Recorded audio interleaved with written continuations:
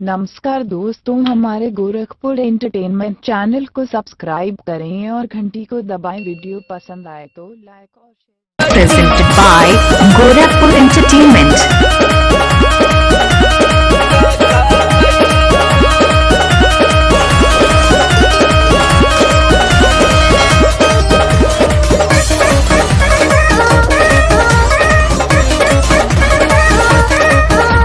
नैहर से जब ससुरा गईलू,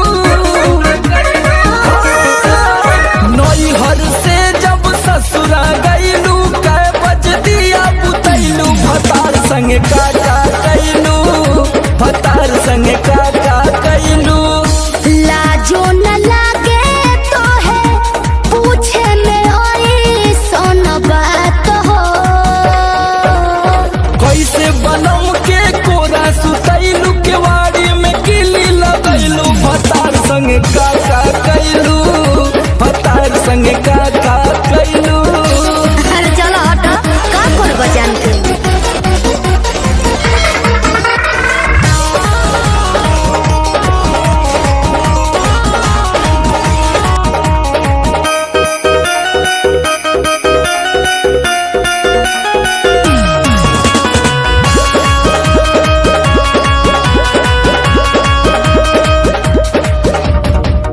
चार दिन में चमके लगल चेहरा पलाइट, गिरजर में सैया के न होइनी डे नाइट। का बुझलो? चार दिन में चमके लगल चेहरा पलाइट, गिरजर में सैया के न होइनी डे नाइट।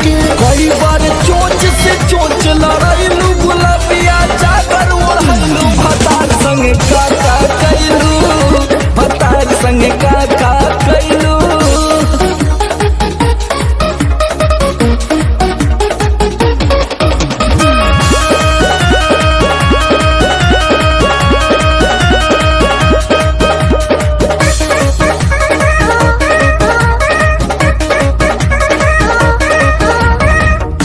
पहिले से ज्यादा तोहार बढ़ल बारुआब हो जाइब पागल नियत कर न खराब हो। पगला जाइब ए बाबू। पहिले से ज्यादा तोहार बढ़ल बारुआब हो जाइब पागल नियत कर न खराब हो। सोमर आलोक अगर आप चाहते हैं कि गोरखपुर एंटरटेनमेंट की वीडियो सबसे पहले आप तक पहुंचे तो लाल बटन को दबाकर चैनल को सब्सक्राइब करें और घंटी को दबाएं।